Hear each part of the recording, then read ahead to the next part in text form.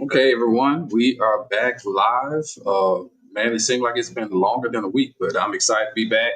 We have a lot of stuff to happen, and I'm very happy that tonight we have a special guest that'll be coming at the 8 o'clock hour, Eric Patella, and very impressive young man. I can't wait to kind of share some of those stories and some of the things that he's done in the partnership. And he has launched a new tech line called Plotline.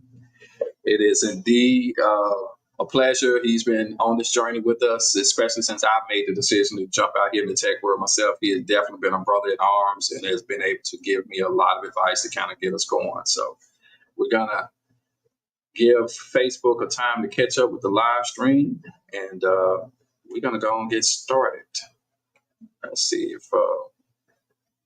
it is caught up yet.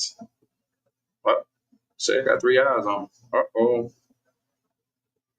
Okay, yep. So we are live. So, like I said, we are excited about Eric Patella being on tonight. I thought he was going to be on at the first of the hour, but it appears that he's going to be coming on a little later. So I'm going to kind of try to talk about some of the stuff that I want to talk about, but I probably won't have enough time to get it all done. So we're going to talk about prayers and gorillas to get started. So we're not going to hold up any longer. Let's go.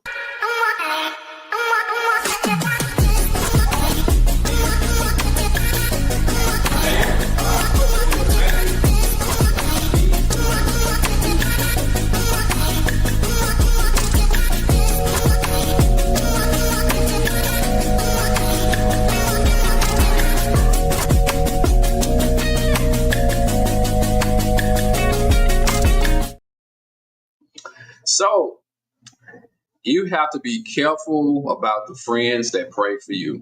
I don't know if some of you all got a chance to see the post that I put on Facebook earlier, but I have some interesting friends, and I'm not going to call any of their names, Dexter Allen. But we were in a meeting yesterday with some lawyers looking at protecting the IP of the platform that we're getting ready to launch. And I remember after the meeting talking with him, and I was telling Dexter, I was saying, he was like, brother, I think with you guys going to be $1 billion company. And I said, I hope not.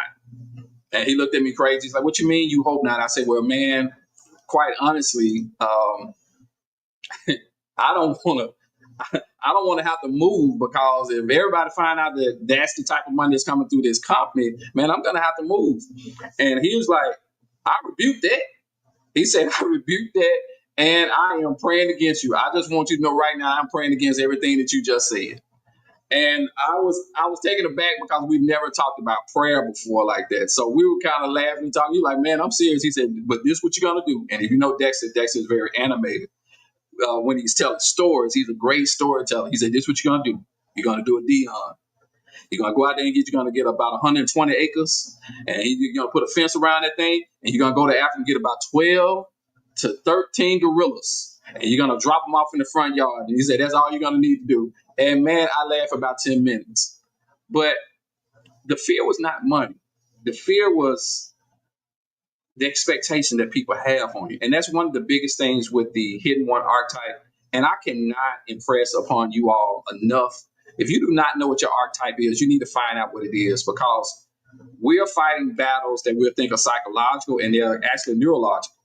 Because this is so hardwired into our nervous systems that it's causing us to sabotage, because our nervous system not only regulates everything, but it also controls what we see, how our perceptions, who we are, how we act.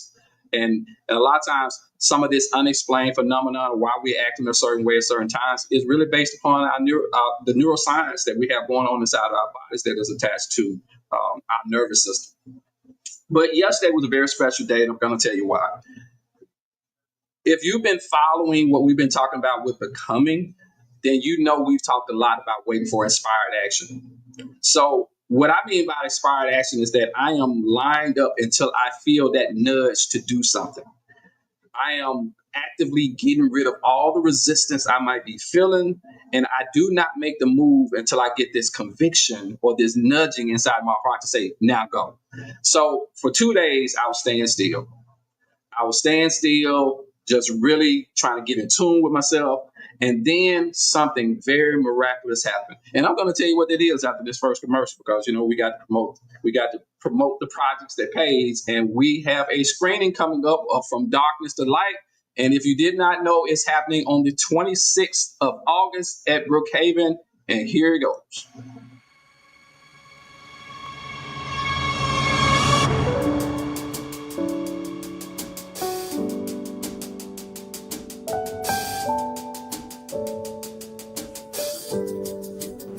Look, I know how hard you had it and all of what you've been through.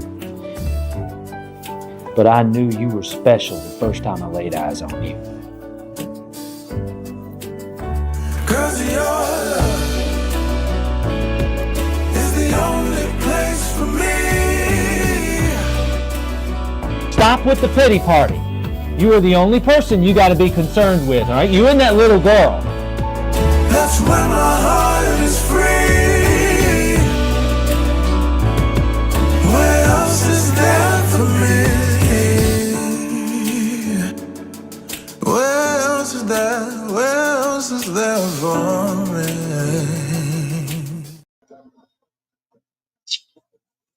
All right. So we'll be back in Brookhaven showing the screening of From Darkness to Light. This will be the second screening. This is going to be very special because this is where Miss Sanders actually lived at the time that the story is taking place. So this is a great story about the mentorship that she had with Joe Price. Joe Price will be there, him and his family, lovely family. Thank you all for coming to the gala. But we're talking about inspired action, like what happened. When I made sure that I did not make the move until it was inspired, I had a meeting with these lawyers about IP. And where I am in the process is that I need protection now of my intellectual property, because what's going to stop a Google or someone else that is bigger? They could come and they could crush me. So my brother got me meeting with this law firm that deals with intellectual properties. And when we showed it to him, it blew him away. And that has been something that humbly, it's kind of surreal every time someone is blown away with an idea that you have. And they just started talking about the possibilities. And I remember feeling a little disconnected from the moment, because sometimes those moments overwhelm me because I can't believe that this is happening. I got a good poker face, but on the inside, I started to realize that I wasn't all the way there. And what I was realizing was my nervous system was going into a protective mode. And because I've been given so much time learning this, I'm starting to understand it a little better. I hope that when I'm going through these processes and I'm showing you what's happening and I'm telling you my truth, I hope it motivates you. Not that I need people to, sometimes they think, well, okay, we need to come in and rescue him and to save him and say, hey, we rebuke all this stuff. No, I am trying to do this on purpose, because so many times when people get to the other side, they make it seem like they had it all together. I didn't. And they didn't. They just weren't honest about it. What I'm doing is doing this in front of you all for two reasons. One, to overcome this hidden one archetype that I have, so I can kind of grow out of this, but also be honest enough with you all so you cannot feel like people got something that you don't have. Because a lot of times they make it seem like they just got something together that you just cannot have. And that's simply not true. Because I'm doing it in front of you. I'm doing it in front of you, and I'm being honest because I want you to know the truth. I was in the meeting. Yes, they were talking all this good stuff, but I faded out for a minute. And what I found out is that when you start talking about your nervous system, your parasympathetic nervous system is broken up into two parts. One is called the ventricle vagal, and the dorsal vagal. The dorsal vagal is that one that makes you numb and disconnected. So it looks like I'm being really cool, but what is happening is I'm having a nervous system collapse where I'm kind of becoming numb to the situation, and I'm kind of a little disattached because it overwhelmed me. It is different from freeze and flight. It's different in freeze because in freeze, your nervous system is just real active. Your heart is beating real fast. But when you go to a nervous system collapse, it just kind of backs you off a little bit, and you are real calm, but you're not really present. And that's what happened. So it's only afterwards that I started feeling a little nervous and started saying, okay, what really, really, really happened? Right? So people not sharing this. And only reason I'm sharing this is because I just want to be honest, because there's so many of you out there who are really geniuses, but you don't know how to regulate yourself enough to get past. And what I was really good at, I was really good at accomplishing stuff, but then I would come back and sabotage. And that's what I'm not going to do this time. I'm going to ride this thing out. I'm going to be honest, and I'm going to heal in front of you in hopes that you can gain something from what I'm doing, and you can start out on your own journey, right? So we're both benefiting from this. So I'm buying some time because Eric had to kind of come back a little later at 8. But maybe some of you all don't know what I'm doing at this point. Some of you don't know what this hoopla is about. So I'm going to show you the concept film again about what is SOAR TV and what is so great about this this proprietary data that we are creating. Okay, check it out. More out of our favorite movies. What if there was an option you can click that pulls up a code? But not just any code. With this code, you are able to digest your favorite parts of movies. With SOAR TV, you can make movies a part of your life. You can learn more about the actors, purchase soundtracks, art, and jewelry. Get directed straight to websites and applications you weren't able to before. Like that shirt? Explore the code. With one click, you are able to choose the scene you want, revealing props and wardrobe. There's the shirt. Click and be instantly navigated to the consumer with ease. Like that sofa? Bam! Instantly. For example, like the film Soul Damage by Maximus Wright. Like that chess table, no problem. SOAR TV, powered by FilmFlow 7, our patent-pending technology ensures that audiences are matched with content they love and relevant products they want to buy with. Every piece of content embedded with a marketplace.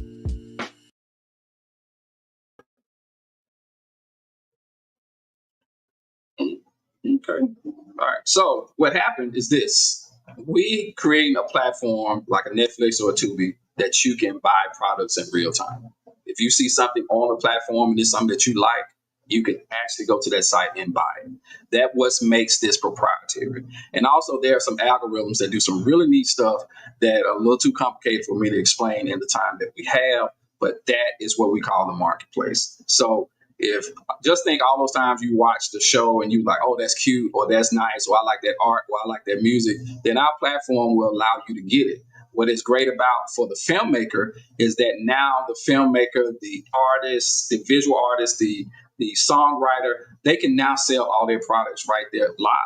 And the filmmaker can get a piece of that if he put the deal together. So that's why we think our platform is going to be definitely special. While a lot of filmmakers are going to want to be part of what we're doing.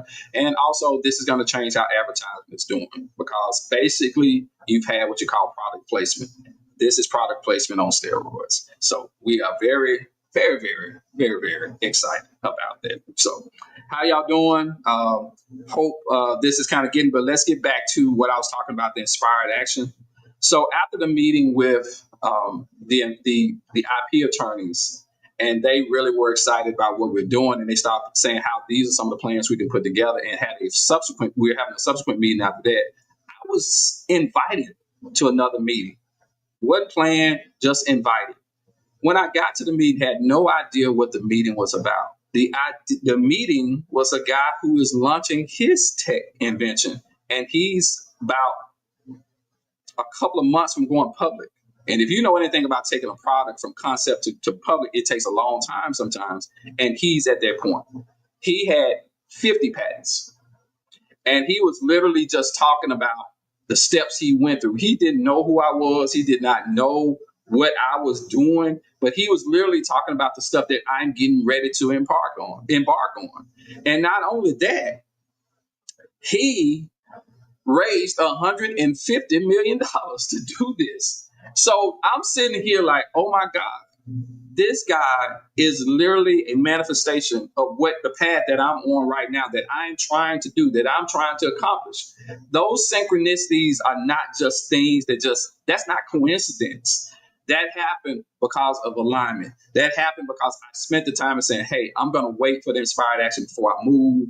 This is science. This is energy. And here I am sitting with this guy, and he's literally showing me everything that he's gone through. And it is the steps that I'm going to have to take before I take this company public itself. And that's the goal, to take this company public, right? It's so ridiculous at this point for me to be talking about this is what we're going to do. But that's the beauty of it, because I believe that this, in essence, Esther, you're right. This is the way. That's the Mandalorian, right?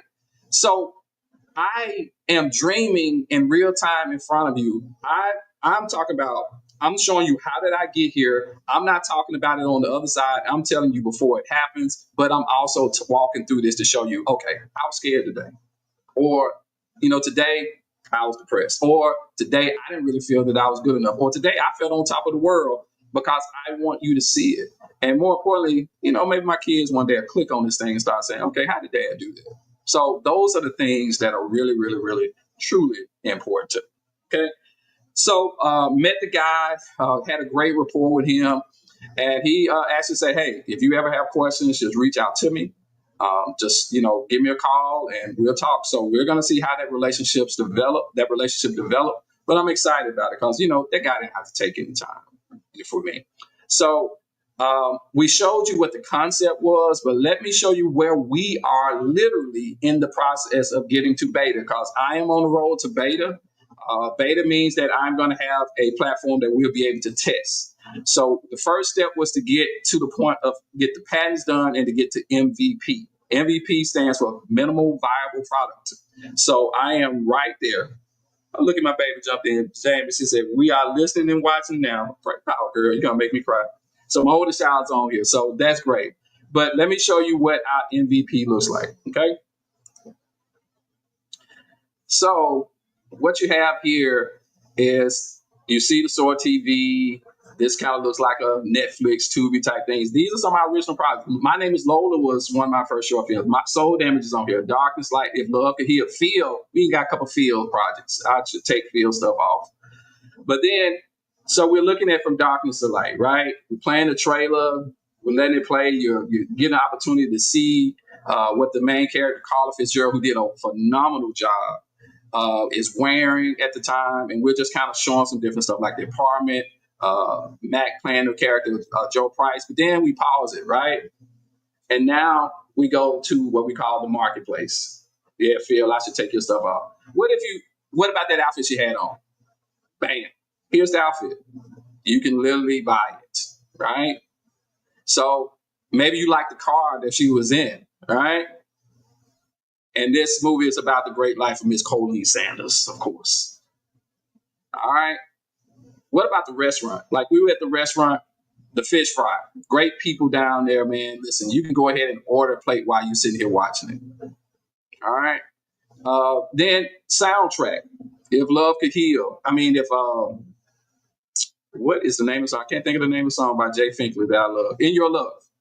And also, not only is Miss Sanders the screenwriter, she's written a book from Darkness to Light. This is one of her other books, Life After Abuse. But that's what the platform does. The platform allows you to turn a movie, a TV series, all of this stuff into a viable marketplace. And we think that this is going to transform how things are done in film, right?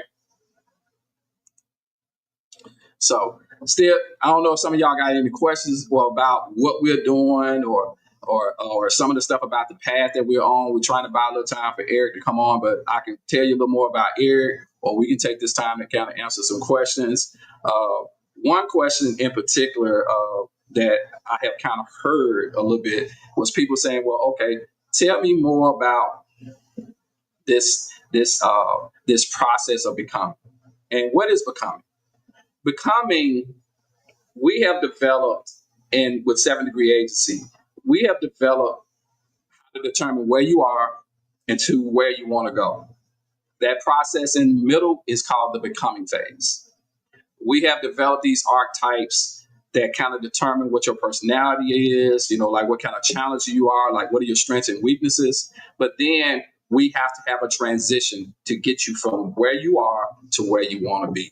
This whole process that you're seeing me do, from saying, hey, we're going to start a tech company, and I didn't even have a tax ID number at the time, and now we got a tax ID number. Now the company is registered in Delaware. Now we have an MVP. Now we're getting ready to build a website. This is the becoming, but it is not just the actions. It's not just the steps. It is literally who I am becoming in real time to get to where I want to be. Because the person who started on this journey cannot be the exact same person that ends this journey at the destination. That's how I messed up the first time, right? Because I was still trying to hold on to me. Where you are and where you want to be. Because, oh, hey, Tiffany. So let me tell you how my first major failure from success happened. When I was 17, I said I wanted to make my first million by the time I was 30. It happened around the age of 29. Made $1 million. I didn't have $1 million in the bank, but I had produced $1 million that year. And it was by far one of the saddest times I have ever experienced in my life. And I could not understand it. So what I did not know then that I know now was I had stories that kind of helped shape my life. I was always the underdog. So being the underdog, I had to always prove something. I had to always show people what I was capable of. And if you doubted me, that just kind of fueled my fire so me to work harder. I also was a fighter of the little guy. And you still see a lot of those remnants in me now, but I'm like I said, I'm growing in front of you. I don't want to grow in private. I want to do it in front of you because one day, one of you all are going to be very, very successful. You're going to say, it was because Maximus Wright stood in front of us. And then I'm going to say, where's my check? No, I'm joking. No, might not. According to how much money you make, I might want some. But I was the champion of the little guy. So what happened by the time I got ready to make my first real financial threshold that I set for myself at 17, all the people that were in my life were gone. All the friends that I wanted to hold on to were gone.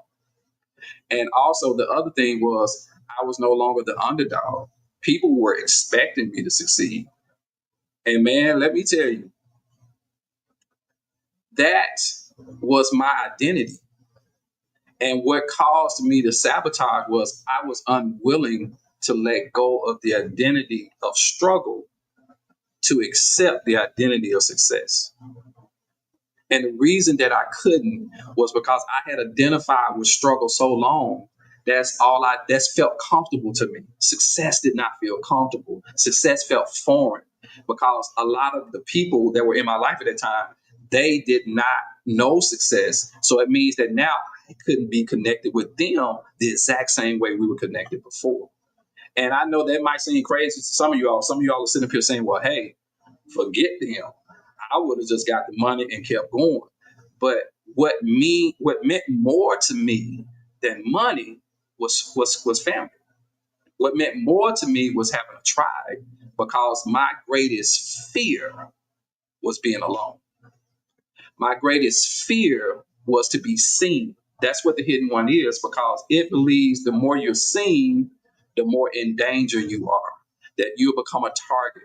And you're saying, well, okay, you need to shake that out your head. No, it's been hardwired since I was a child.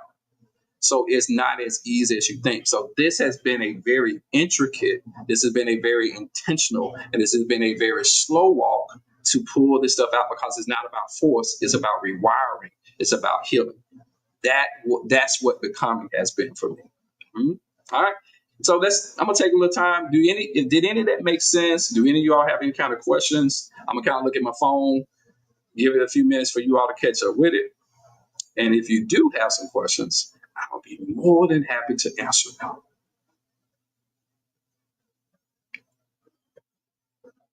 They might say your products or concepts. Okay. Okay. Tim says she got 2 cents. Mama put the folded hand emoji. Princess is watching. Okay. Okay. Okay. Thank you, Linda. Thank you so much, man. I miss you all. Thank you so much for telling me to keep up the good work. We're definitely going to do that. We're going to keep moving. We're going to keep trying to develop this. We probably got about 5 more minutes before Eric comes in. I'm going to send him a quick text to make sure he's still good. Okay, Jamie. Okay. Yes, sir. How did you deal with being abandoned by your loved ones and friends. Oh, girl. I didn't do well with that at all, Jamie. I didn't do well with that at all because it felt like when I got my financial goal, it felt like I got it for nothing. Instead of it making me happy, it made me feel sad. But let me tell you what I have learned since then, baby girl. I realized that I was not suffering from the abandonment of friends. I was suffering from the abandonment of me abandoning myself. When I abandoned myself, that was the real abandonment, not what people did. I didn't know I was supposed to have a relationship with me. And that relationship with me meant everything. If I can attribute everything that is happening right in my life now, it is not because of anyone outside of me developing a better relationship with me. Now, I did not know how to become my own friend. I did not know how to become, my biggest cheerleader. And now I am in the process of doing something real for him. And it's how I'm becoming my greatest fan. I thought all those things were wrong, baby girl, but I'm here to tell you that self-love is not wrong. We've been taught that, you're supposed to put yourself last. We've been taught that, you're just supposed to push through the pain. We've been taught as men, you're not supposed to feel anything. And that is the wrong teaching, wrong programming, and that is not God at all. So the more I started building a relationship with myself, Jamie, everything else started changing. I started having this peace. I started having this greater joy. You can see a difference in me. I'm not the same dad you had at 20 when I was 21, 22.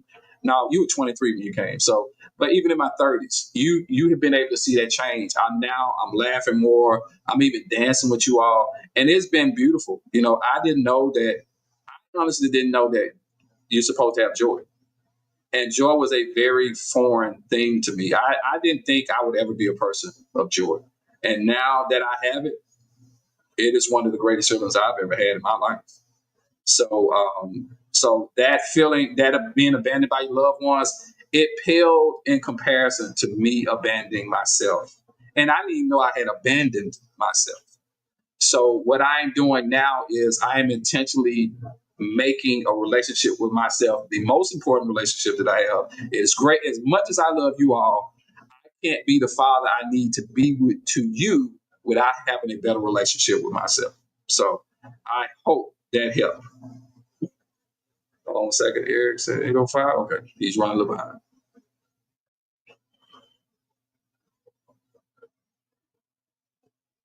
Did TP say something? I gotta see this dancing you speak of. Hey, look, brother. TP, I'll tell you. Listen, it normally comes up during Christmas time. Me and the kids were all together except Jordan, and we did a little dance here. And we did a dance at my 50th birthday party. Facts, not of God. Okay. Love God and to love yourself. That's right, man. Loving myself has been, like I said, one of the greatest things that I have ever done. It is by far me regulating my nervous system, opening my brain up. So people ask, this is the question I got asked yesterday. They say, how in the world did you come up with this pattern?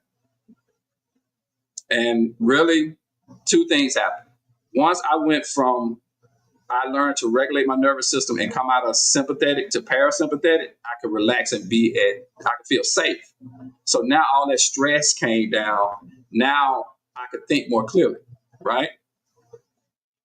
And I was sitting with a guy and I misheard him. He was talking about an algorithm and how it could help lawyers. And I said, well, look, why don't they have that for filmmakers? And he said, what you say? And I repeated myself. And the brother said, brother, I don't think that technology exists. You might want to patent it. So he called me the next day. He said, brother, I have checked. This technology does not exist. You need to patent it. So literally, this path started because I misheard somebody.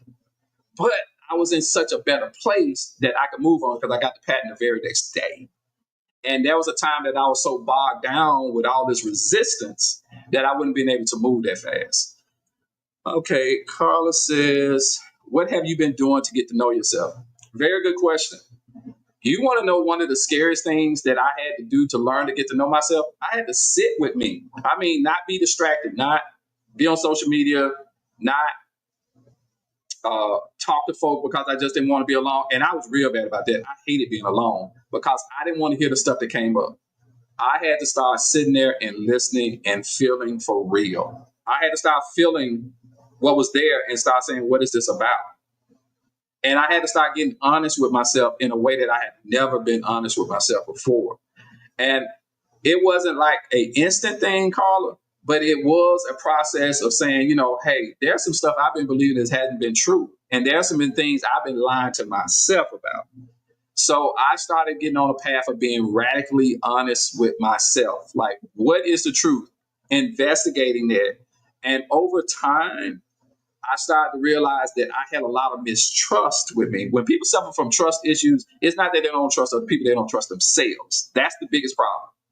Once I started getting to the point that I could trust me, it's just like I started noticing, like, oh no, I don't really like that. I don't really want to talk on this phone. Like people would call and I would be busy. I would act like, oh no, I'm fine, or I'd be sleeping. I'm like, no, I don't do that anymore. I'm like, no, this doesn't feel good, and I don't want to do it.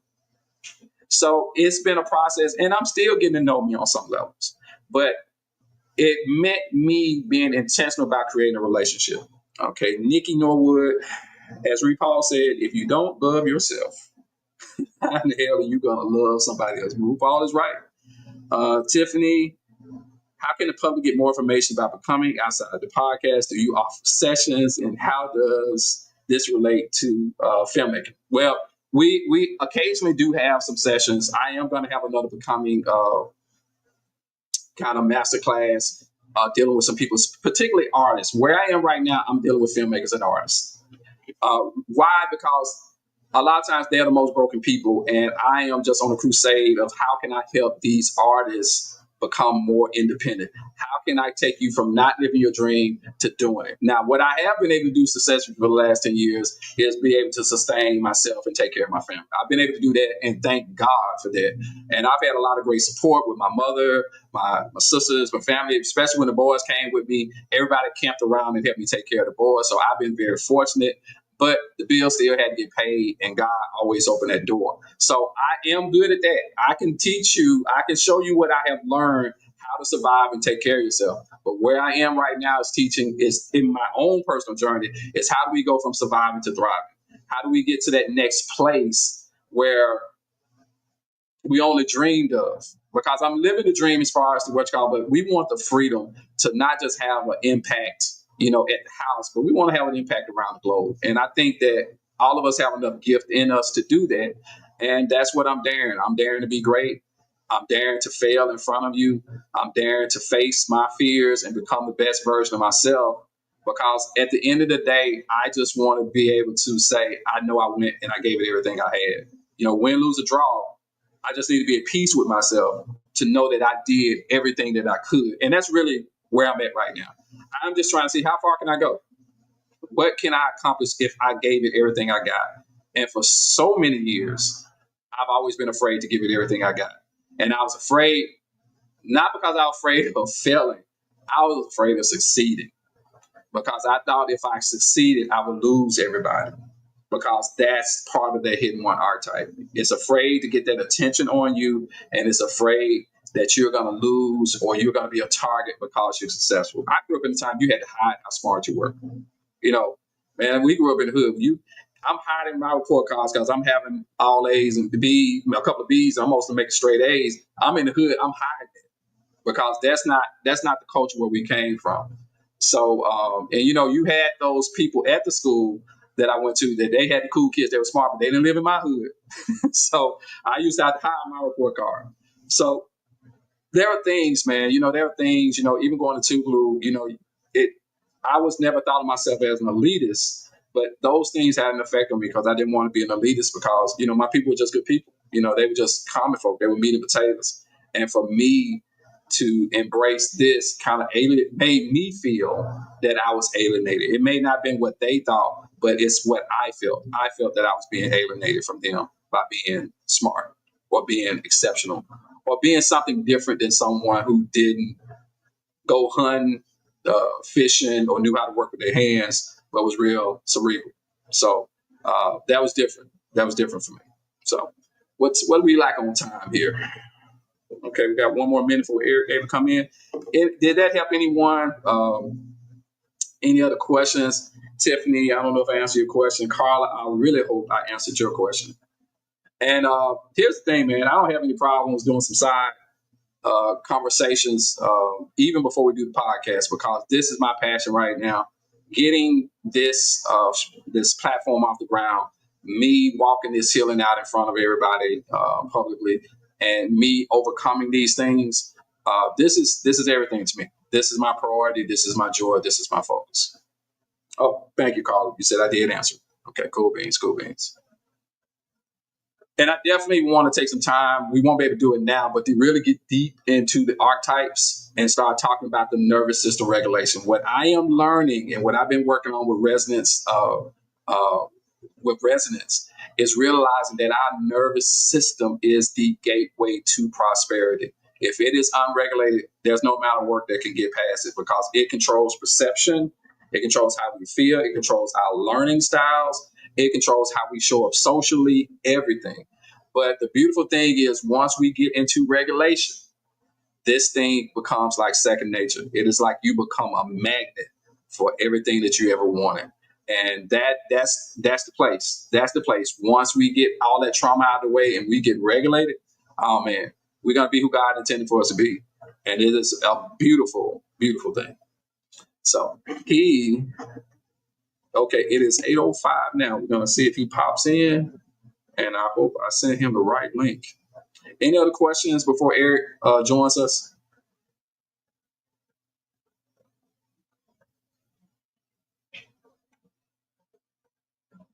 Okay, Esther said indeed, so I must have said something right. Tiffany Moses, how do you know when you are no longer becoming that you have arrived, or it's an evolving journey? That's an interesting question. Your question speaks to it speaks to the impatience, because what really is the journey is really the most important thing. I think a more important question is to ask, are you happy? I mean, I think that's more important. More important, and even though I talk about coming from there to there, I'm trying to reference in what I'm trying to accomplish. But on a daily basis, my question is, am I happy? And no matter how much I have accomplished, and if I'm not happy, then I failed that day. If I'm not present, if I find myself that I haven't been present most of the day, that wasn't a win for me. So I think one of the ways you can know that you're moving is you're gonna change how you feel. Real talk, this happens, and I think Esther was with me at the time, and she laughed at me so hard. I remember going outside one day and realizing that the trees had several different types of green in them. For years, I never saw it. I never saw that the trees had all that green in it. I literally did not see colors. I did not see those color patterns like that. And then I started noticing little things. And then I started developing this thing saying, make sure you observe the beauty along the way. Don't miss the beauty along the way. I was always so rushing to get to a point. There was nothing beautiful. Matter of fact, everything in the middle was just a hindrance that was stopping me from getting where I want. And it irritated. But now this process, and you all know how I started when I first got on the call. Man, I was horrible, man. But now I'm like, something, I'm a little better than I was the first 5 times, and I see that, and I am enjoying that. So Tiffany, to answer your question, I am literally enjoying the journey, even though I'm going somewhere. So how I can tell that I've gotten better is how I feel about me and how I feel about life. Because like I said, joy was foreign to me. I know what joy is. So that lets me know. So I'm gonna challenge you to look deeper into your question, and gotta ask you, how do you feel? Are you happy? Is this joy filled? Are you feeling passion? Right?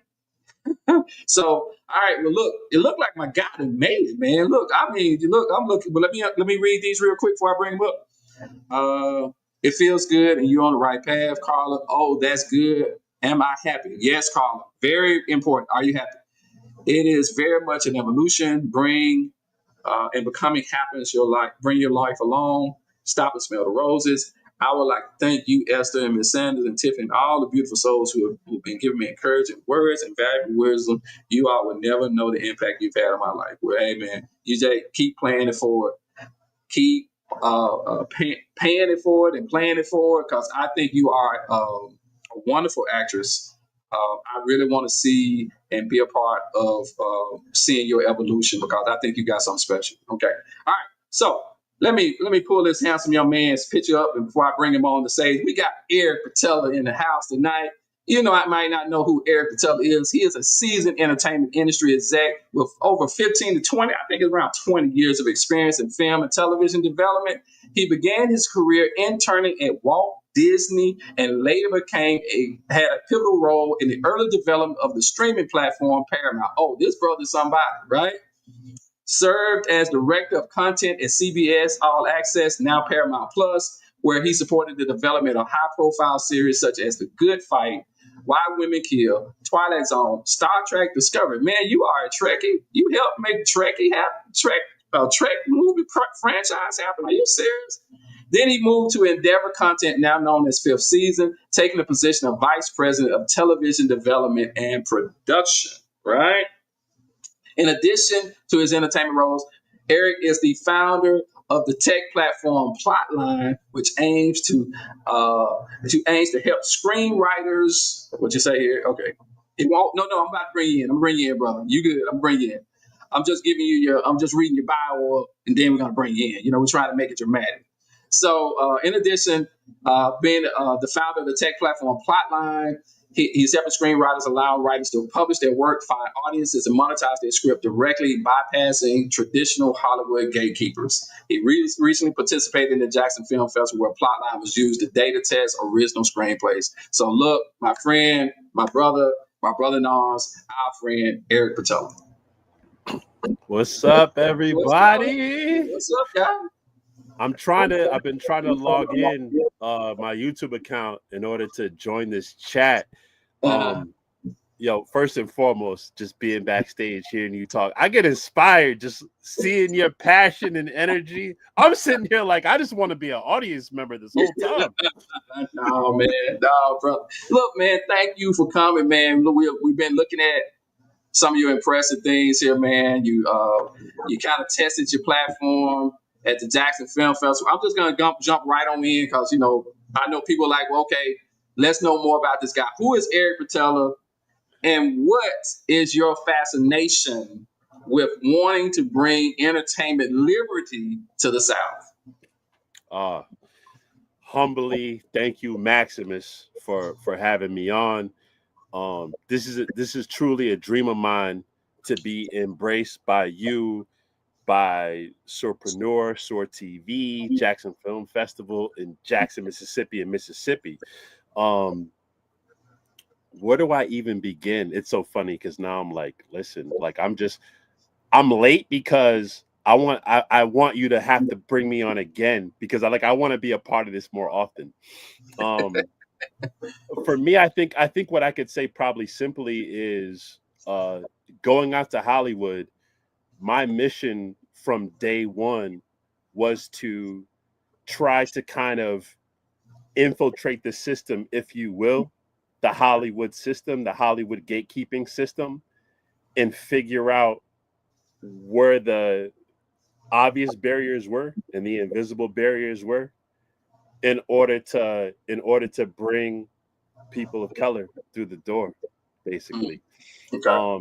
And so my career ended up taking a number of different turns in order to kind of explore what I could keep doing to maybe better navigate, better break down barriers, and kind of just climb the ranks. So for me, I think being in Hollywood, knowing that even people that are in LA that are trying to like break down, it's funny, you could be driving by Warner Brothers Studios and still never get on the lot, right? It's like it's right there, but you can't get in the gate. And that's people that move there. And so I thought, well, if that's the case for people that even have the finances to get up and move to LA and can't get in, what does that mean for everybody else throughout the rest of the country? Like, as far as financial barriers go. And so for me, I always looked at it like, after I kind of get my master training in Hollywood, I'm going to take what I've learned and I'm going to go to, I want to start from what to me is probably the place that maybe had the least amount of opportunity and access. Cause I don't believe in this kind of trickle down opportunity thing. Like eventually it'll be your turn. So for me, it was important to kind of start from, to me, like the other side where I'm like, yo, I feel like there are so many incredible voices and talent in the South that music has allowed, other things like music and sports have allowed for artists to be able to make a name for themselves, but not film and television. And so for me, it's been about, how can I lead that creative renaissance and follow in the footstep of music and sports to create, to help shepherd a renaissance for film and television in the South. So where does that come from? Because most people would go for the easy money. You know, with your skill set, I mean, everybody don't become, director of original content for major networks, right? They don't. Everybody don't get that. You are in a very elite class of people that you can make a phone call. So let's stop playing around here a little bit. You knew Ryan Coogler while he was still in college. Like, you were helping him with projects when he was still in college. You managed Tessa Thompson, right? You were managing her to get her that role that she played in Creed. Am I correct? Yeah. So, you're saying you're not somebody who just talking about, oh, well, hey, I got to know you've done it. So where does that come from? Because everybody's not saying, I'm finna walk away from Hollywood and I'm finna go to Jackson, Mississippi, and I'm gonna help them get on. Where does that come from? Does that come from you got mad because you saw little kids getting picked on when you was a kid? I mean, like, where does that stream from, brother? Oh man, great question. Like, I'm really like absorbing that question. It's such a phenomenal question. I think the first thing I can always say about myself, and I was just telling somebody this earlier today, is I look at myself as Nick Fury for those that are into like the Avenger movies. I always looked at it as like, I have the least amount of talent out of all the people I know. So what can be my superpower? And so to me, it was like, well, let me be the person that can identify the best people, right? Yeah, let me be the person whose strength is learning like what makes a great artist, and then figuring out how to bring together a collective that is willing to kind of sacrifice the self to be a part of something greater. And so I started doing that when I was like 13 years old, playing in basketball leagues. I used to play in tribal basketball leagues, and I would recruit players from other teams around the New York, Pennsylvania, Connecticut area, and recruit players at 13 years old to come to New York and play in summer basketball tournaments, because I'm like, I would scout players and be like, they're better than me, they're better than me, they're better than me. And so if I get them all on my team, I think we can actually win. And I think just growing up as somebody so inspired by just Black folk, what Black folks have achieved against the odds, and still knowing like always with one hand tied behind the back are exceptional. So to me, like the influence of MLK and Malcolm X and Muhammad Ali growing up, so coupled that with this idea of like wanting to identify talent and discover talent, and then going to Hollywood and seeing that we can be put in a box. We're very much put in a box. Like we're a monolith in Hollywood. It's almost like you have, if we're breaking it down by genres, right? And you're at a movie studio, or even at a talent agency. If you're even at it's I'm gonna let y'all in on some crazy stuff, because I love peeling back the curtain. Right.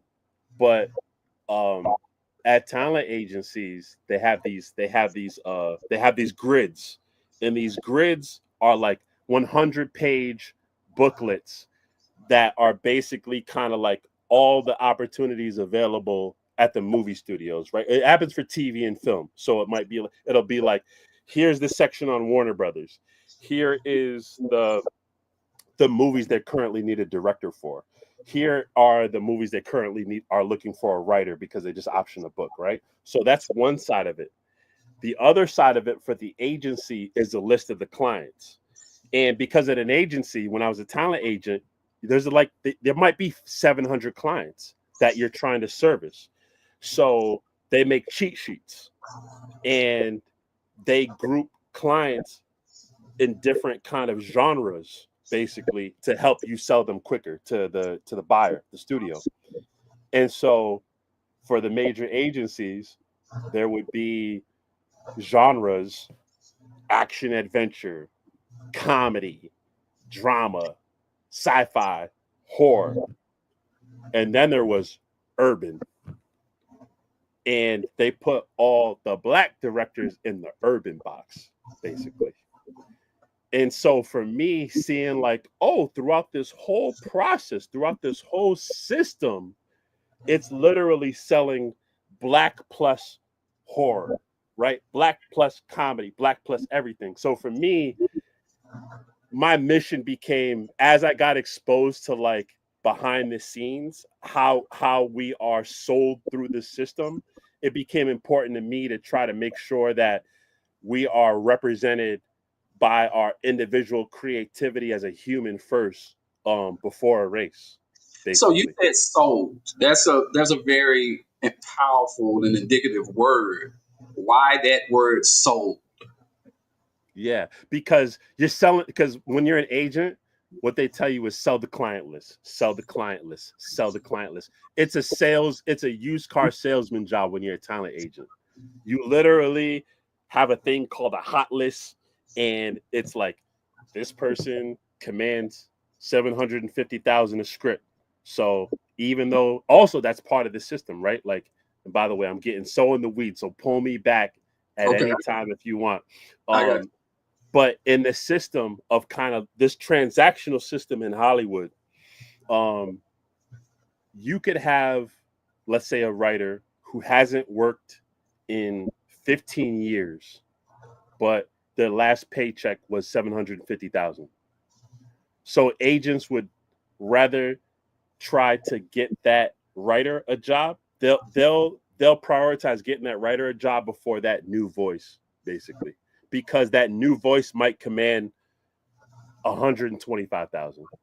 So they're always kind of swinging for the big numbers. So isn't that better if he's only asking for 125,000, or is their fee attached to the amount of money? Yeah. So in the agency business, basically, it's typically a 10% commission. And so this is just a number game. This has nothing really to do with talent. Not at all. Not at all. It's a numbers game. At some point, yes, but agents are driven by numbers. It's a numbers game. They're truly salesmen in every sense. It's sales over quality. Absolutely. One of the things that always stuck with me from being an agent, when they were like, Eric, can you pitch this writer for that Universal Studios job? And I was like, to be honest, I don't think the work is that good. They told me, sell it, don't smell it. And I was like, yeah. And I was like, oh, okay. Sell it, don't smell it. Sell it, don't smell it. Sell it, don't smell it. So I know that if there are some young people and even some old ones, their dreams are being shattered right now, man. For you to be saying this is how it really works. Mm-hmm. But so what is that? So now, since we've shattered dreams and let them know that this, why you left, what is the solution in your point? What do you see the solution being? So I see Carla saying, "Dang," because now she's up here like, "Wait, so should Carla just quit on her dreams, man? Should she just give up and just Give Keep working. it up. Give it up. No, I'm just kidding. Listen, I say that, but I'm the same person that decided I've already won at that game. I want to actually become a competitor to that game. Like I know what that matrix is. And to me, I'm like, yeah, I could be successful. I can be successful in that matrix all day. Like I know, because for me, honestly, it's just about understanding the game. It's Right. and that's what it's so funny. And that's what I try to like tell so many people in Hollywood that like I know since I got there who are like, I'm gonna do things my way and I'm gonna be successful. And I'm just like, that's actually the opposite of how the industry is designed. Like people don't want you taking over. So you kind of have to get along to be successful at first.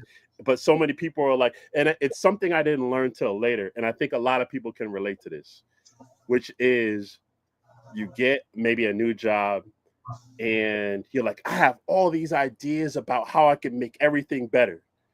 And collectively, maybe people are like, oh yeah, those are good ideas. But then quietly and behind closed doors, they're doing everything they can to stop you from implementing great ideas because there's kind of like this consortium of, I don't want to say mediocrity. That feels harsh, but there's like this comfort. There's like this consortium of comfort where it's like, listen, we're all comfortable. We've all been here for a long time. If you start coming in here being a rock star, then we all gotta work harder. And we don't want to work harder. So collectively, we're gonna push out the person with new ideas. So you mean to tell me Hollywood is the McDonald's of the entertainment industry? Is not Chick-fil-A? Oh yeah, it's McDonald's. It's absolutely McDonald's. It is a factory. It is a factory process. It is sell it, don't smell it.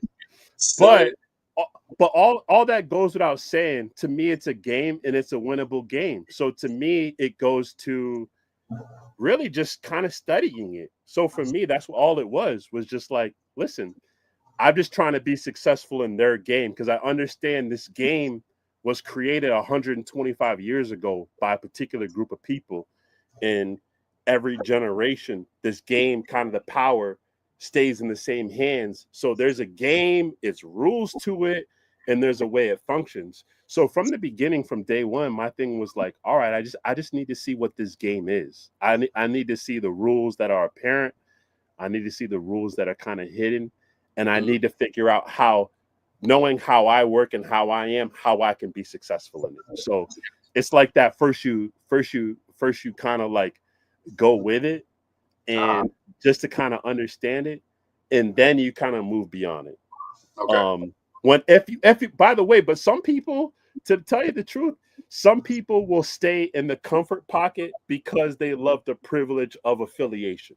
Like there's some talent that maybe stay with like a top talent agency because they can say, I'm represented by them, you know? And so a lot of this is kind of like what feeds your soul, right?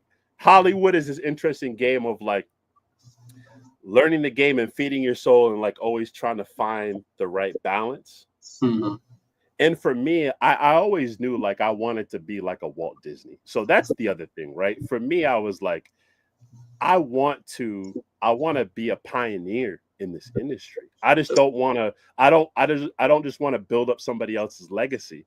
Like I have ideas, but the game has been constructed in a way that's been successful. So let me see what's successful about what's been. Mm-hmm.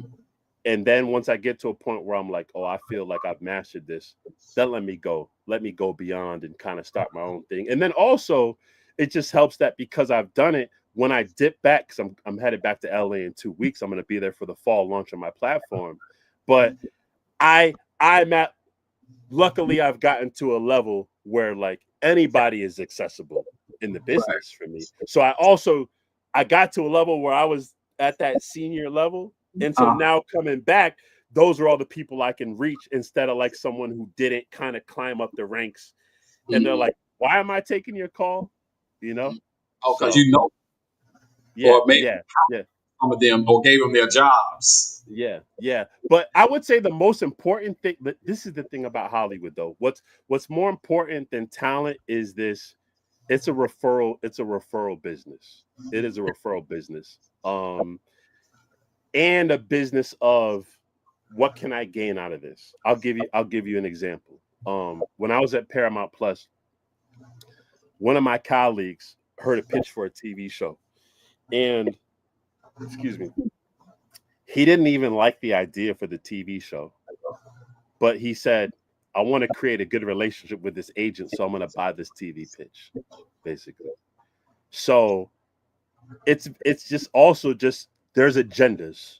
So that's why I say like a lot of this is just figuring out like how the game is played more than like just saying like I'm great so I'll win, because how, as we know, there's a lot of garbage that comes out of Hollywood. So you got to learn how to play the game. Yeah, it's just learning how to play the game. And to me, like a big part of my journey in LA has been a fact-finding mission. I just need to meet people and say, yo, how does that work?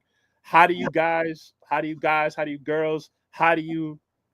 pitch stuff? What have they bought from you? How do you get your work? So to me, like research is 80% of the job. Like to me, it's almost like you wouldn't want to go into a battle without knowing anything about your opponent, right?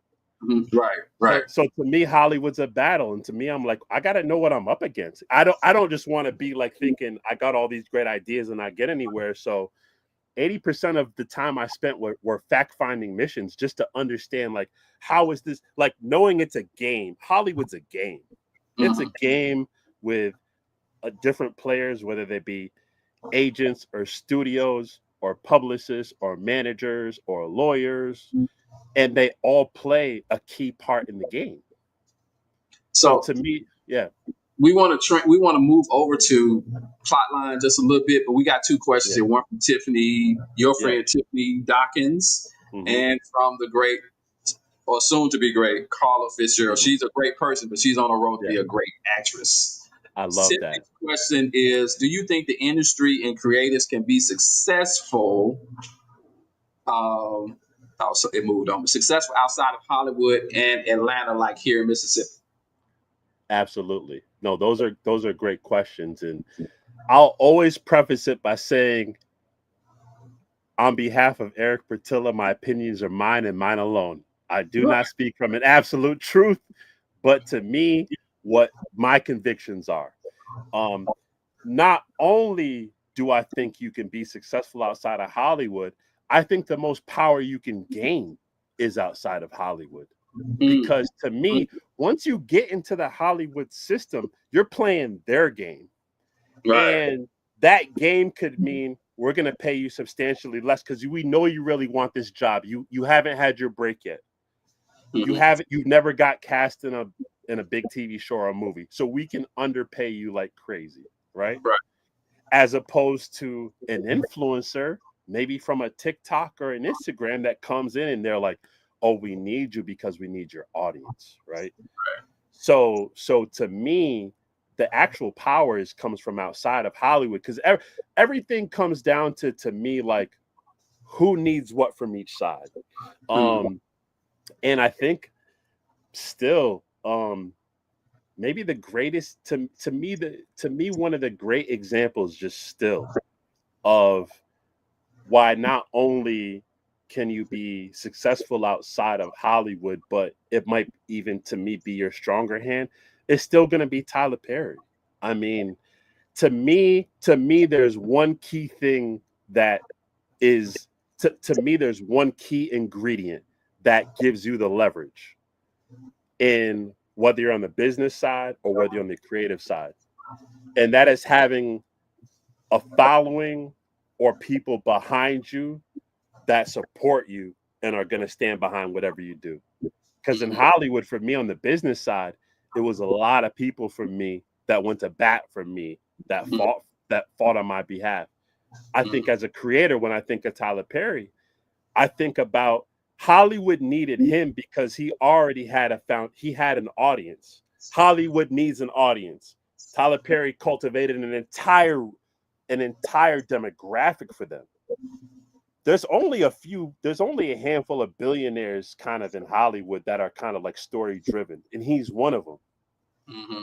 And it's because he came with an audience. So to me, like if I was on the creator side, if I was a writer or an actor, I would be trying to create a devout following in my city, in my county, in my state, wherever I'm at. I look at kind of all this stuff as almost like you're a presidential candidate. Excuse me. And how you win is campaigning. You Yeah. have to go. The small towns are more important than the big cities. Funny enough, the small towns are more important, and you have to go to those places, connect with people, and deliver something that they believe in and will stand behind. Mm. And so to me, everything is campaigning. And to me, once you get that consortium and you have that following, it becomes like the network effect of people are going to talk. People will share about you, which will share the things you want. I feel like opportunists, buyers, people with money, they're transactional in nature. Business people are transactional. So most people don't want to develop a product, especially in Hollywood, right? They want something, they want like instant oatmeal.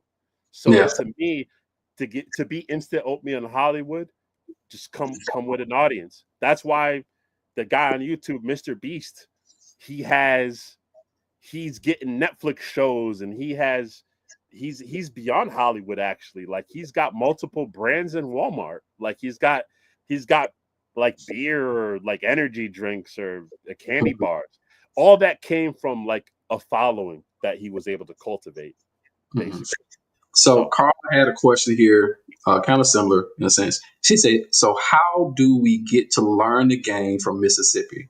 This is new to us, and we don't want to be mishandled or taken advantage of. No, that's a really great question. I can only speak from my own experience, and to me, to really kind of learn, in my point of view, what was helpful for me was to be an explorer. So for me that meant going to LA. That meant just putting myself in spaces where I felt like I could learn from other great people. And I think that stands for even like sports, right? Like if you want to be great at sports, you try to get around people that are kind of great at it. Like you try to get in pockets where people have reached a level like you want to get to, basically. So on the one hand, as far as like active experience, I think it's that exploratory nature of trying to figure out how to get to an LA if you can. I don't think it's not, to me, it's not the end all be all. But it is one example of let's go out there and let's just kind of take a week and let's just get kind of real-time data on how things work, and then take that knowledge and kind of re-strategize. But then I would even look at locally. To me, regionally, it's just like, to me personally, I'm always just looking at examples of people that have already done what I want to do. I think that's kind of for me. So like I studied Walt Disney, I studied Steve Jobs, and I'm like, okay. And even when I wanted to be a talent agent, I studied the guy that created CAA, Mike Ovitz. Like I just studied him like relentlessly. I studied what he did, and I was like, all right, that's how he was able to get clients. Let me pull from that and try it. So to me, it's like research and application, basically. And so to me, I guess in some ways the game is all around you. Like Maximus, to me, the game is all around you. You've directed films, you've put on festivals. You have a type of game that even I don't have, that I can kind of absorb knowledge from you from, right? So to me, it's like looking all around at people that have done versions of the thing you're trying to do and figuring out, okay, I like this template. Let me kind of use this template and then figure out what my own spin is on it. And that's honestly, that's Hollywood. So that's the other thing about Hollywood is like these directors, like even if you're going to direct a movie for Warner Brothers, let's say, a lot of these directors will go and look at 10 films that inspire them, and they'll go, "Ooh, I love that scene. Ooh, I love that arc," and literally just take templates and basically take templates from everything and just kind of remix it into their own thing. Yeah. Mm-hmm. So to me, there is no complete originality in terms of templates. To me, the only thing original is you, like, is your own experience, your own DNA. Outside of like a particular story arc or camera shot or anything, I don't think there's anything really original except how you pour your own life experience, your own relationships, everything that's personal to you, basically. I think that's the only thing you can actually pour in and make original. I'm way off topic, I feel like. That's But fine. That's fine, 'cause people are hungry, and I want to make sure that they get the questions answered. But talk to us about Plotline a little bit, man. You're founding, you're starting your Disney journey by creating your own thing here, man. So tell us a little bit about Plotline. What should we be excited about? Yeah. And so for me, and by the way, Carla, my pleasure. Like, as much as I can be a resource to Maximus, Esther, and everybody in their circle, hit me up anytime. Like, if anything, they know I love to talk. So, and Tiffany, yes, instant oatmeal. It's everything is transactions. Transactions. You would hope that it'd be quality over quantity, but it's not when it comes to Hollywood, not when there's billions of dollars being poured into this stuff. So Plotline for me is kind of like looking at the first industry I really wanted to kind of have an impact in is the movie business. And for me, that's my love. That if I had to choose like a form of storytelling, movies are what speak to my soul most and my spirit most. And so that is the first area I wanted to have an impact in. And just kind of working through the Hollywood system, that movie script is the source code. It is the key foundation. That ultimately becomes typically the blueprint for a movie that's produced. Now, what I realized in kind of all my time in Hollywood were 98% of the scripts I read never got made. They never got produced. 98%. And 98%. And that's not far-fetched. Like, you can look that up.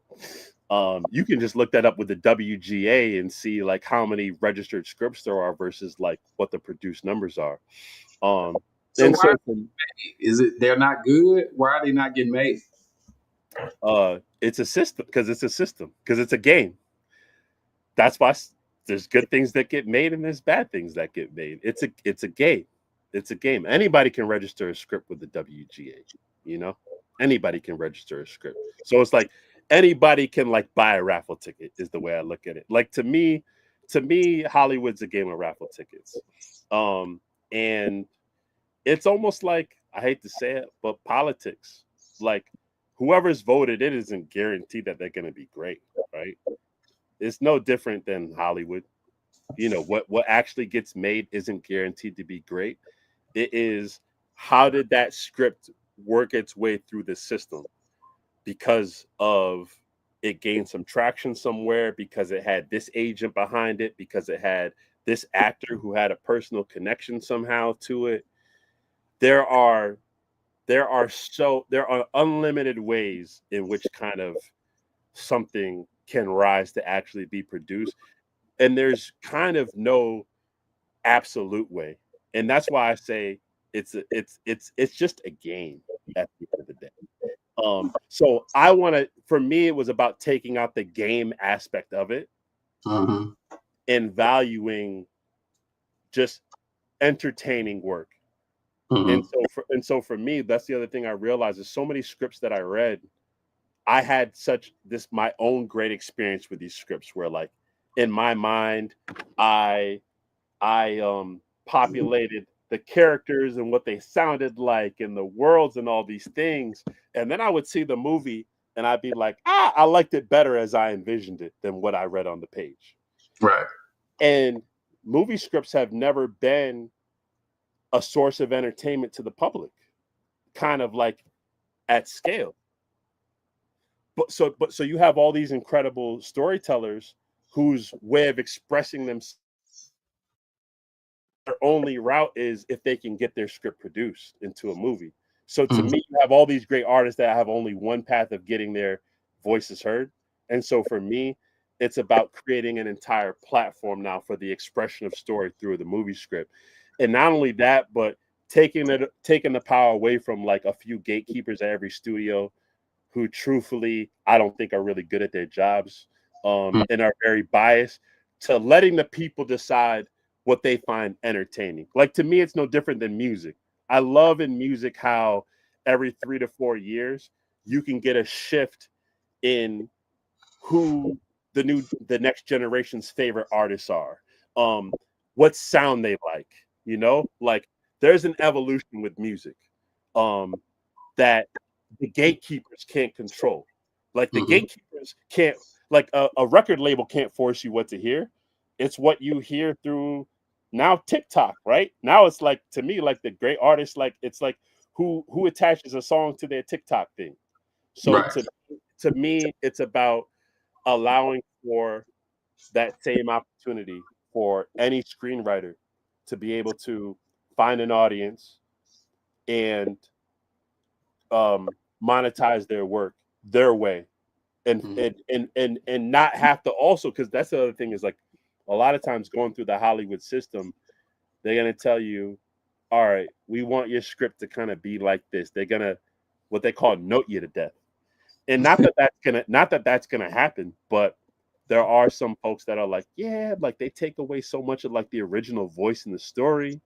And so to me, this truly is a platform for the screenwriter and allowing their voice to be pure. And they are the star. Like the star on this platform is the people that write movie scripts. They're the star. They're the influencer, basically. So you actually got some here about a workshop. You want me to share this? You want to talk about the workshop here? Yeah, please. Yeah, please. Yeah. Yeah, please, absolutely. Talk to us about this because you come bearing gifts here. Like, what's up? What's up with this workshop?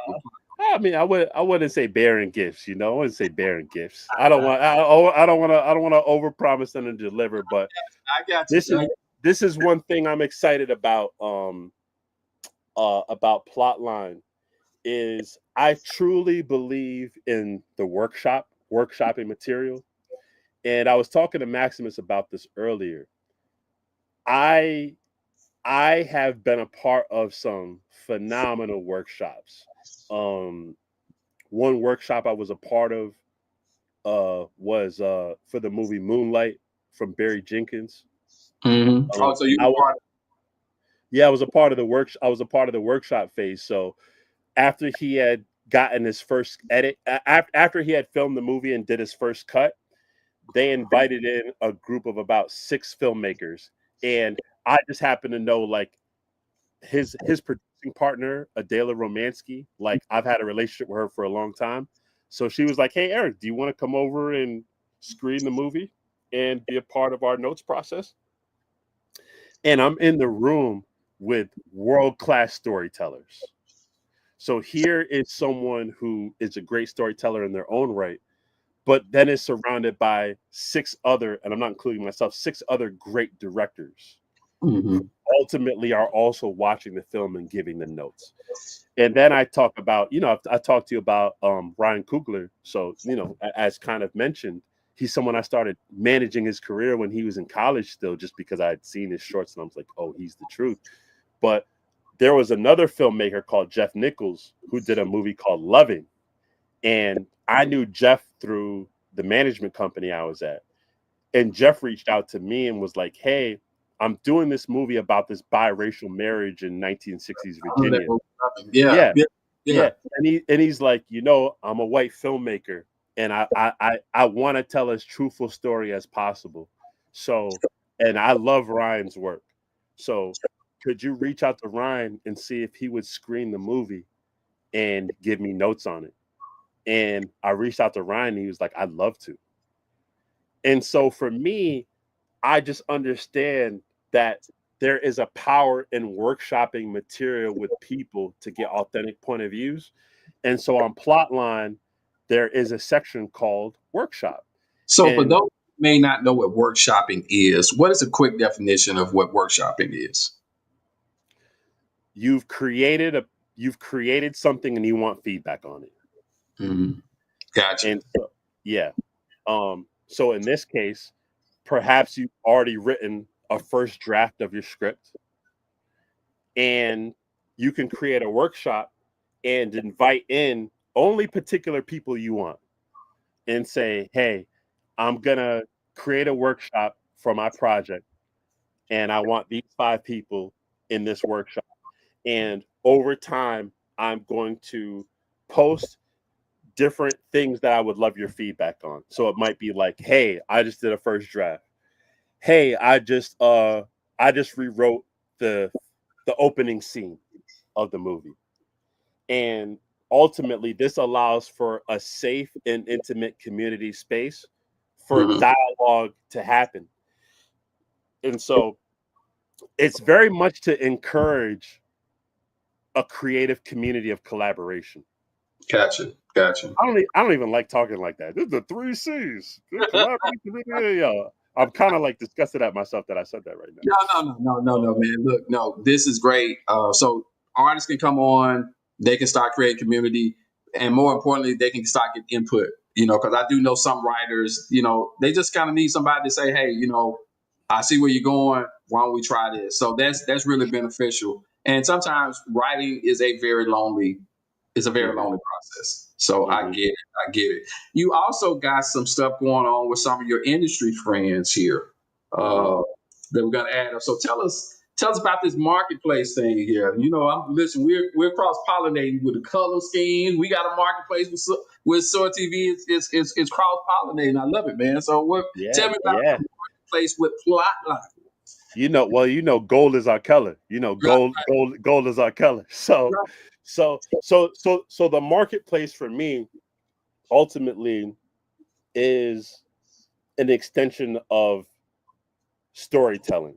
So, what the marketplace will become, like, let's say you've published the next Harry Potter on Plotline, Mhm. and you have this incredible following. You have 1 million followers, and your scripts have gotten 10 million reads. You have this great independent community of followers, and you decide that you want to create other experience for them, but you don't want to send them to a bunch of different platforms because they're all already in this place. So the marketplace is where you can create new experiences and drive them to them directly. So it might be, I'm creating merch for this script y'all love, for these characters or for whatever it might be. That's going to be a little bit down the line. But the first thing I wanted to do with the marketplace was open up a services component. And for me, it was about great industry colleagues of mine who I've worked with, who to me are extraordinary and typically only work within kind of the Hollywood system.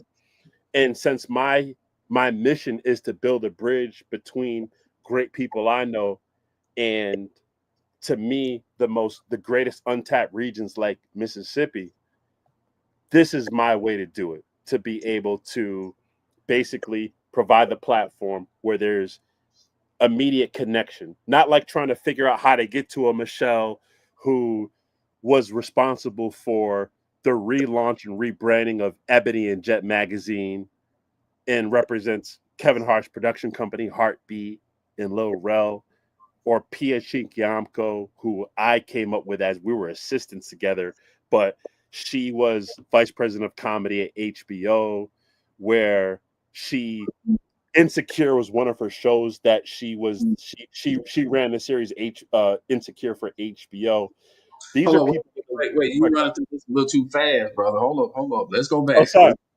Let's go back. So the Michelle Watts Yeah, is affiliated with Kevin Hart's Heartbeat, and she's the publicist for Lil Rel. yeah, hmm And yeah. these So if anybody wants to look her up, it's her name is it's Aziza Group, Aziza Group. Extraordinary and And she's also a D-Ray publicist. Go ahead? she's D-Ray's publicist as well. Yeah. She's got an incredible list. She's a rock star. And you want to know what's funny is, so for the Academy of Motion Pictures, I was on a panel with her about 9 years ago. So the Academy did an entertainment career day where they brought together agents and managers and publicists, and I was on a panel with her. This could be like once again, sometimes being in the same space with particular people just allows you to have a conversation and be like, oh, hey, like, I like the work you've done and I like the way you move. So let's work together. So long time friend and collaborator, with and a great supporter. She's always been a great supporter of mine and carries that same mission of how do we build a bridge to those that typically are like marginalized in the process. So Basically. this is a friend of yours who shares the mission that you. And then Absolutely. I want to say the other young lady, Pia, what's her Yeah, name? Pia. Pia. Yeah. She was did what with Insecure? So she was the network development executive. And what that means is she's when you're developing a show, you have your network executive. So whenever you write a draft of a script, it goes to the network, and the network, HBO, let's say, will say, oh, okay, thank you for sending in the first script of the first episode of season 2. Here are notes on the first draft, right? And so she was that person that basically shepherded the creative process, starting with the script and then going through the actual casting. Because as a network executive, you're weighing in on casting too. So it goes the creator of the show and what they want, and then it goes through and it's like them and the producers, and then there's the studio component, and they're kind of like the middle people, and then there's like the network. That's why I say, like, it's all a game and a system in which just to learn how it all operates. So she was at the network. They're like, the network is the arbiter of all things. They're the authority. So ultimately they approve the draft, they approve casting, they approve who gets to direct what episode, they approve new hires, they approve the final edit of a episode before they're like, okay, let's lock this episode so we can now have our color team color correct it. We can have our sound people do the engineering and stuff like that. So at the network level, the buck stops with them, and they're the authority. So that was her for Insecure. Like, everything gets pushed up there, and it's really like yes, no, yes, no. It's approval, and signature is So the she job. could override. She could override Issa. Oh yeah, on- absolutely, Really? absolutely, absolutely. Yes. Especially HBO. HBO is one of the rare places where HBO, the brand, is bigger than any one person that ever works for HBO. Like HBO, you pay what you pay for HBO because it's HBO. Like, yes, for sure, you have great talent coming in, but HBO is like Disney, right? Like, you don't really have to know what Disney is making more than just seeing Disney, and you're already like, I'll try it. Yeah. Same with Yeah. HBO. It's like, I'm gonna give it a try because it says HBO on it. Okay. So we're coming to the end, but you got something special that they're willing to do, Mhm. that particularly Pia is willing to do. So this might be more reason for folk to go ahead and hop on your platform as soon as it's ready. They don't need to wait. They need to go ahead and start pulling out those scripts right now, because what's in the pipeline? What is about to happen? Yeah, so in 2 weeks, September 1st, Plotline goes live. So if you have scripts to polish, movie scripts to polish the scripts. There'll be a component that is creating like a cover. Think of your script like publishing a book. There's a cover page that entices people to read it. If you want any awards or any people that have reviewed it or had things to say about it, there's a marketing component where it's like you can create like a book cover or a script cover talk about reviews. You won at the Jackson Film Festival. You put Yeah, that on there. you had our first winner at the Jackson Film Festival, which who was that first winner? On the plot line side, Yeah, it was El Denise for Holiday Surprise. Elder Niece Holiday Surprise. Right. But then on the jury side, though, on the jury side, who was it on the jury side again? Jury side, that was Felicia Brookins. That's right. See, I'm selfish. I'm just thinking about the plot line, best screenplay, because you made me too entitled. You made me too entitled. So cool. Let me do an award and stuff like that. That's what's up. It was great though. It was great. I should have had the footage. We could pull it and play it, but we'll get it next time. But so these people could be some of the same folk who are reading on your platform. This Michelle and Pia, they could actually be reading some of these scripts on your platform, correct? Absolutely. And ultimately, like this is my theory. Just knowing Hollywood is a trend chasing transactional business. What will happen as creators start to amass these views and green lights and followers, industry folks are going to chase them because people that's just the way Hollywood works. That's just the way. And I think beyond Hollywood, I think business in general, it's almost like you got to remember it's a business first, you know. It's all a business first, and that's why I say like almost like you got to look at yourself as a business. You got to look at yourself as a product in the marketplace, and you got to figure out how to distinguish your product. Basically, I wish, but my goal is that it's going to be based on, like, to me, what Plotline will be at its best case is the people decide what they're entertained by and what they'll give their time and resources to. Like, not what has to win an Oscar or win a ton of awards, but purely, am I entertained by this? Like, forget an award. No disrespect to Jackson Film Festival, but that's the whole idea. Is just like, what do the people want? You know, like the people will tell you what they want, and that's the whole idea. Is let the people be the gatekeepers. Let the people be the gatekeepers. Man, listen, that's beautiful. I listen. We're gonna have to bring you back. That I think that's a wonderful place to stop and just say that's the line of the night. Plotline is where the people are the gatekeepers, and I think that's beautiful. I think that's beautiful. I'm excited, brother. I'm excited for you. Congratulations, for launching this and, going out there. I think you're going to accomplish all your goals, man.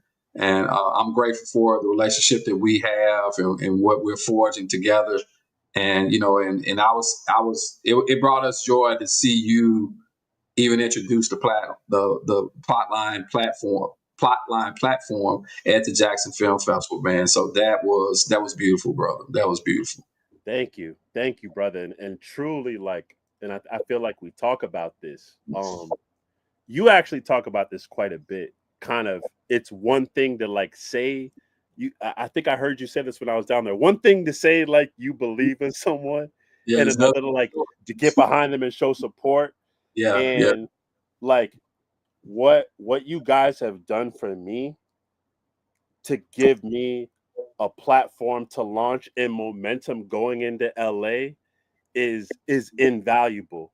Like, you've actually set me up for success in LA because of the platform you've given me. Like, as I've been sharing all the opportunities you provided to me with friends in LA, they're like, this is what you're doing now. Oh my God, congratulations. And people are coming with open arms because you gave me a place to shine where others didn't.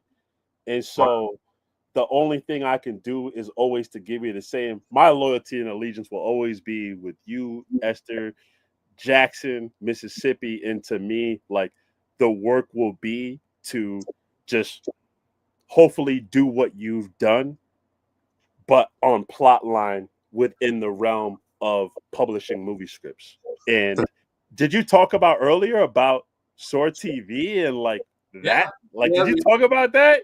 I showed them Soar. I am putting it out there. Oh my God. Like that. I still have images of my head from the awards ceremony and just seeing like the click that to buy that. Like that's to me, it's kind of like seeing a magic trick for the first time. Like, whoa, that's possible.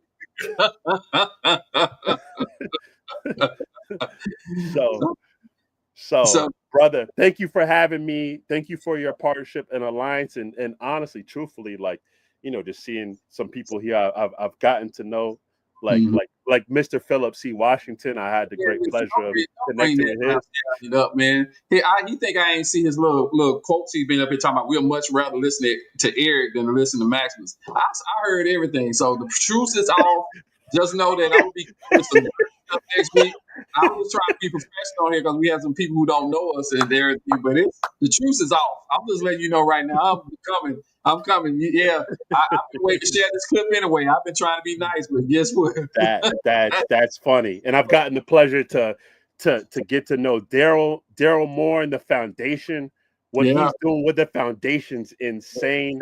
Yeah. And as far as like Carlin, Tiffany, I very much hope that like just to be down there and connect with you, and my resources are your resources, and I think like Maximus and Ash will tell you, like I mean that. Yeah, that ain't like that ain't some Hollywood talk. Like, oh yeah, like I could do a bunch. Like, nah, I'm here for y'all. And when you said that statement about some people, it's one thing to say you believe, it's another thing to show it. I was talking about Miss Colleen Sanders, and she told me you done forgot about it. You're supposed to be giving her a call. So I knew she was on early. I don't know if she's still on or not, but she was like, tell him he didn't forgot about me, okay? I definitely didn't forget about it. It's weird. I'm like kind of intimidated. She's a boss. She's a boss. I'm like, do I call? Do I text? Do I email? Like, how do I reach out? I definitely didn't forget about her. I mean, she walks through a room and like her power is insane. Like she has one of those auras that I've only been around a certain number of people that have that type of aura. When they're just in a space, there's like a glow around them. Mm-hmm. She's one of them. She's one of them. So what's sad? I'm up here looking at my mom, and she up here talking about don't mess with Phil. You know what I'm saying? That is just so sad. My mom is taking up for the enemy, man. We might need to go on close. See,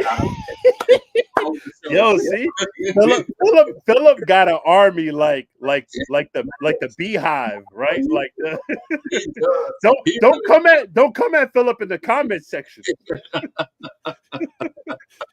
Well, I'm so excited for you. Man, I just see the sky's the limit, man. You just have that love, and and it's real. And my limited experience with people that's in Hollywood, it wasn't this. It wasn't genuine. It was fake, man. You know what I'm saying? It wasn't real. And you've been real since we met. For the last couple of years, you've been real. And I can say from me, Esther, Candace at Jackson Film Festival, it was a joy to be there to watch you launch something, and we just happy we played a small part in the success that we know is about to come when you go out to LA in the next couple of weeks and get it launched. And I'm looking forward to the work that we're going to continue to do. Oh yeah, that's the last thing I wanted to say is I would love when I'm in LA to bring a friend on, perhaps, and while I'm out there, start to do what I can while I'm out there to give from people that are friends of mine that I just think are exceptional, that I think they could be added value to what you've created here. Oh man, without question, man, without question. So yeah, so let's definitely have that conversation and let's see how we can get it done. So everybody, look, thank you all for sticking with us. I don't think I ever went an hour and a half before, but hey man, listen, it was just good stuff, man. And I hope that you all got something for it. And until next week, Eric, stick around. We're going to talk a little offline once we go off, but we're going to play the outro music, and I'll see y'all next week. All right. Peace out.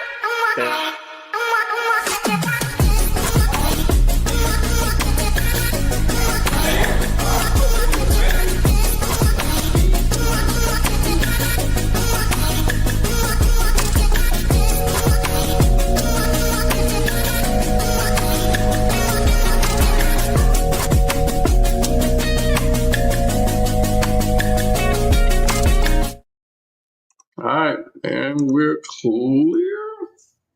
Now we're clear.